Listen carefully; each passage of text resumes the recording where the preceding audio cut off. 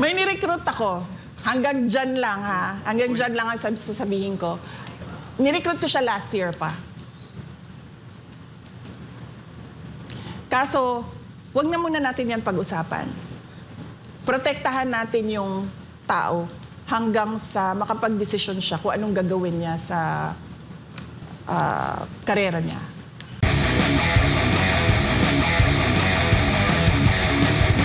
In terms of yung problema na meron tayo ngayon dito sa Pilipinas, do you think kaya mong ayusin yung lala ng problema na ginawa ng administration na to sa Pilipinas? Kaya ba natin makarecover talaga? In 6 years, hindi eh. To turn around a country, you need at least 30 years. So, dapat merong long-term na continuity. Yan. Long-term na plano, long-term na continuity na paniniguraduhin mo na yung susunod, hindi niya pababayaan, babaliktarin, o ibabasura yung nagawa nung nauna. Kasi yun yung sikreto ng pag-unlad eh. Kasi kulang ang 6 years para ayusin ang isang bansa. Minimum of 30 years. Siguro kung parang walang tulugan, wala ng 25 years. Wala nang pahinga, 25 years kakayanin. We'll shave off 5 years. Pero kasi ang termino ng isang Pangulo, let us be realistic, 6 years lang yon. So dapat ang papaniguraduhin mo dyan ay yung magagawa mo for 6 years at yung iiwan mo na plano para sa mga susunod. Maganda siguro kung naging tuloy-tuloy si Marcos noon, konti na lang ang bubunuin nyo. Pero dahil nga... Tinuloy niya yung tinuloy niya yung kay Pangulong Duterte, 6 years yun, 6 years kay BBM. Konti na lang sana yung mga iba pang taon. Kaya lang lalong gumulo nung panahon ni Marcos. So mas lalo po bang lumalim ito, naging problema natin dito kay Marcos? Oo, makikita nyo naman sa numbers eh. Ikunin nyo lahat ng economic indicators. Wala. Bagsak na talaga yung Pilipinas. Investor confidence, wala. Nagsisinungaling lang yan sila na meron. Pero walang interesado sa Pilipinas ngayon. Nabanggit niyo po na natatakot kayo for the next generation. Anong specific na kinakatakutan nyo nung binanggit nyo yun? Natatakot ako, nabanggit ko yon sa speech. Sabi ko dito nga na ako'y kahadlok nga moabot ang adlaw nga dawato na lang nato ang kapobrehon isip kapalaran nga maanad data sa sayop nga mawad-an na lang ta og paglaom. Natatakot ako na tanggapin na lang nila ba na yung mga kabataan, tanggapin na lang nila pinanganak akong mahirap, mabubuhay akong naghihirap, mamamatay akong isang mahirap. Hindi ko gusto yun para sa ating mga anak. Tapos natatakot ako na tatanggapin na lang nila kahit mali, okay lang. Tulad ng nangyayari ngayon, ang laki nung ninakaw sa budget natin.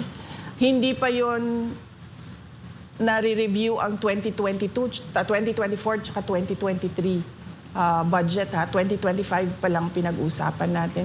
Tapos para bang wala lang siya sa mga tao. Bilyon-bilyon ang pinag-uusapan na hinatid kung saang bahay, nakalagay sa mga maleta.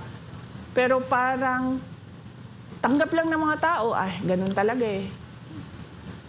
Tapos natatakot ako na mawalan na ba sila ng hope yung mga tao. Tapos magkanya-kanya na tayo, there'll be lawlessness, indifference.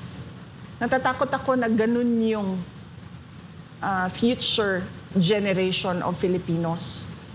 Ayoko na lang magbanggit ikumpara sa ibang bansa. Pero merong mga bansa, kung makikita ninyo, na wala talaga. Criminal organizations ang nagpapatakbo ng kanilang bansa. Sobrang lakas ng krimen na ang mga trabaho ng mga tao ay bilang isang kriminal, mga mga matitinong tao umaalis na lang sa kanilang bansa. Ganon. Ayoko makita na ganon yung mangyari sa Pilipinas. Isang political question po ito, madalas itanong ito. Meron na po ba kayong napupuso ang Vice President?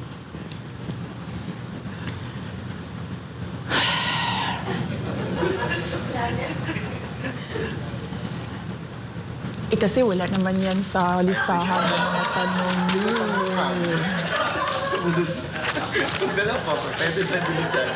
Wait, sandali Oo, andito ba yan?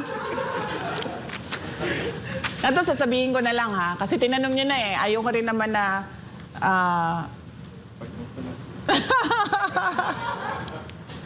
May nirecruit ako.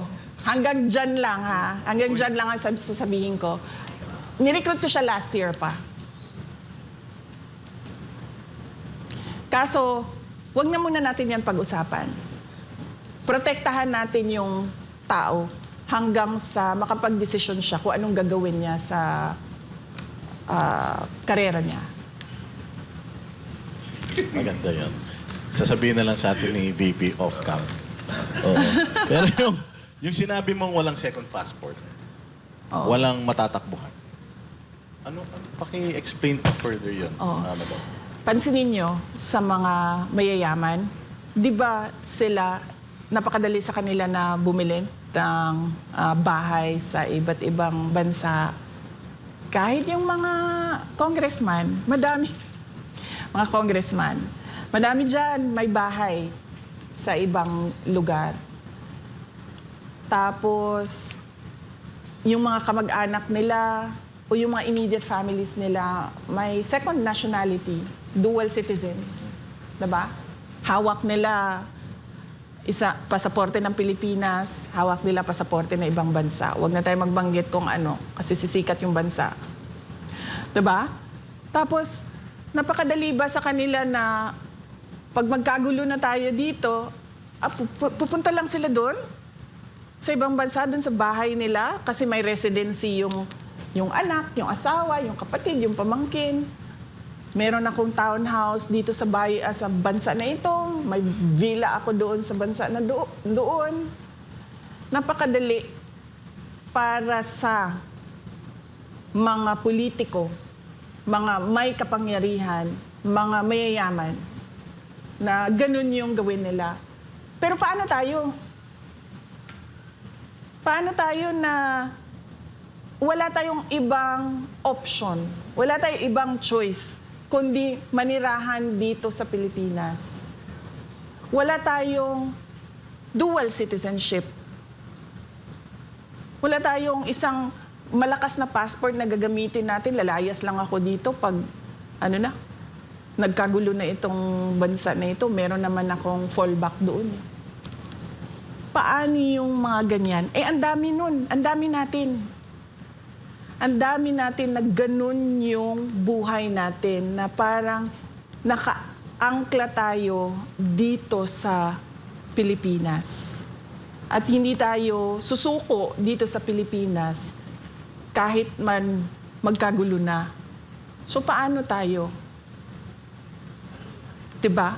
Dapat bigyan natin ng pag-asa yung mga walang ibang option kundi ang manirahan sa Pilipinas.